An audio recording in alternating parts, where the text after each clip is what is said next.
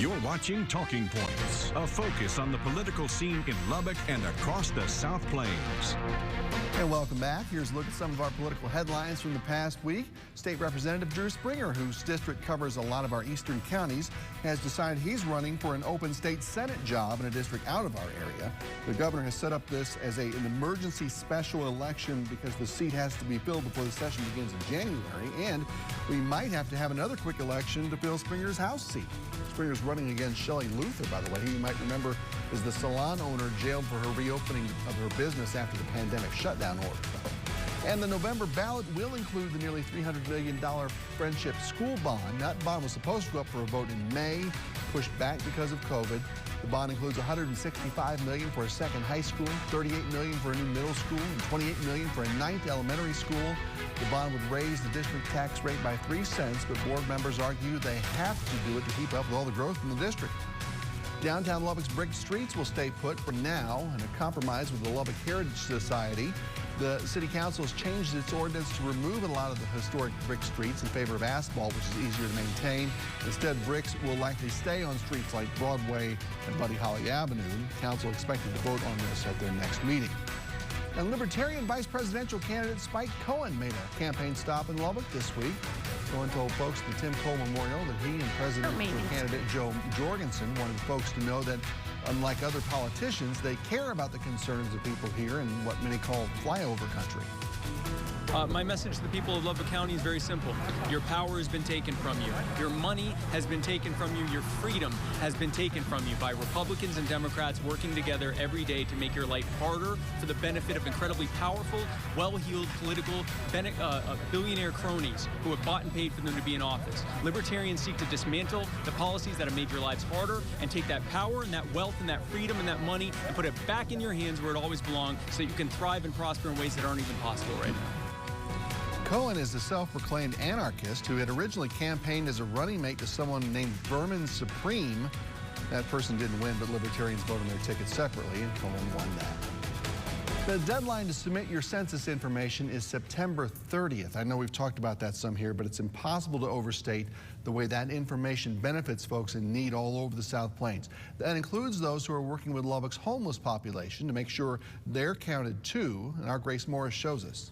For many people, the 2020 census shows up in their mailbox. But for Lubbock's homeless population, filling it out is a little more difficult. We are all about people being counted and being noticed and being cared for. Over at Family Promise of Lubbock, they have been filling out the census on behalf of the families they serve. It's our responsibility to count the families that we're currently assisting within our program. But at Open Door, while they encourage those in their shelter to fill it out, they aren't forcing those who refuse. We really believe here is that everybody has the right to self-determination, right? But obviously, if somebody pushes back and says, hey, I don't want to be counted or I don't want to participate in the census, then we have to respect that. Infrastructure, healthcare, education, and transportation are all areas affected by the results of the 2020 census. But how funding is allocated is perhaps most important for homeless shelters. About if people aren't counted, then it looks like we don't have the issue that is actually there.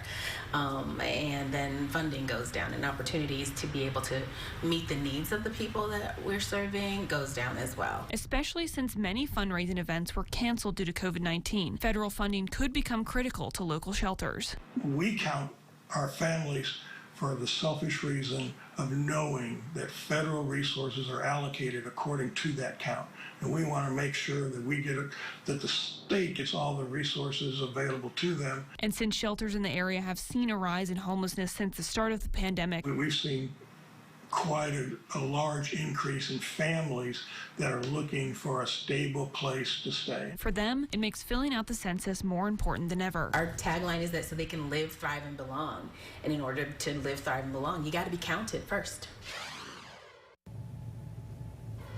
All right, and that's our Grace Morris reporting. Let's spend 5 good minutes with Chad Wheeler, who's the CEO of Open Door, and talk a little more about this. Thanks for coming in. Thanks for having me. You know, I want to start with something really important here, I think. The homeless point in time count identified some 40 people who are chronically homeless. Yes. You're about to have a way, you think, to make that number 0, right? Yes. Tell me about it. We just found out this year that our HUD program, which provides permanent supportive housing for people exiting chronic homelessness, is going to double. So right now we have funding for about 40 people. We're going to be adding 40 more starting September 1st. And so with that 40 in the pit count, 40 new units of housing, it's really looking good for getting to a point where we have the resources we need to meet the demand. Wow. And so how did that come about? And this, just, you don't just say, hey, can I have a grant? And they throw money at you, right? So we first applied in 2017 to the HUD Continuum of Care program. And in Texas and in all states, counties are kind of grouped. They either have their own continuum of care or they're grouped together in a larger continuum of care. For us, we're in the Texas Balance of State Continuum of Care. It's 215 Texas counties. And so when money comes down from HUD, those 215 counties, projects, like in Lubbock, as well as Denton and Abilene, Corpus Christi, all over the state of Texas, can apply for those funds. And so the funding was available in the summer of 2019. We found out about it. It was actually an unprecedented amount of funding that became available that year.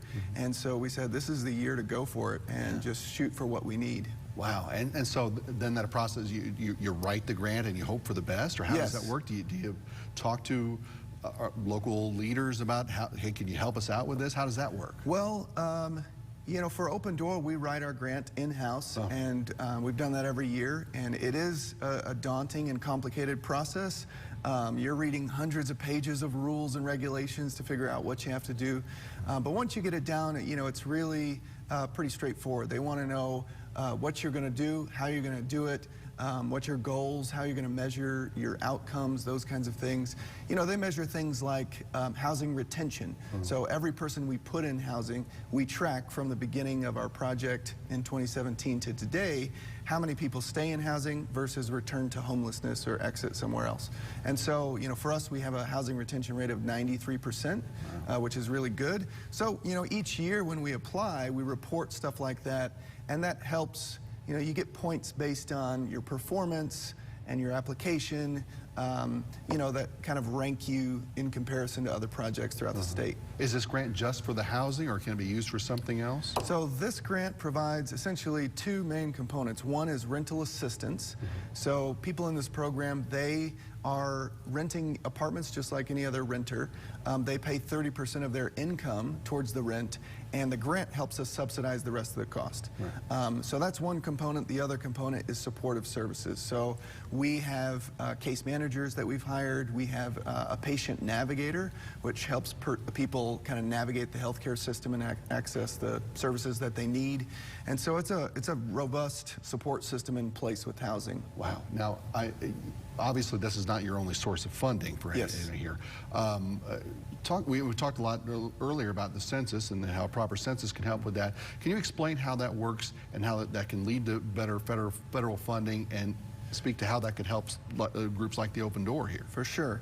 So from what I understand, when HUD allocates and when Congress allocates money for projects like HUD's housing programs, they look at census data, they look at the point-in-time counts in communities across the country, and they use a lot of that information. I don't think just any one source, but they use it together to decide, okay, this is the estimated need within a community, and we're going to allocate dollars around the country based on that estimated need.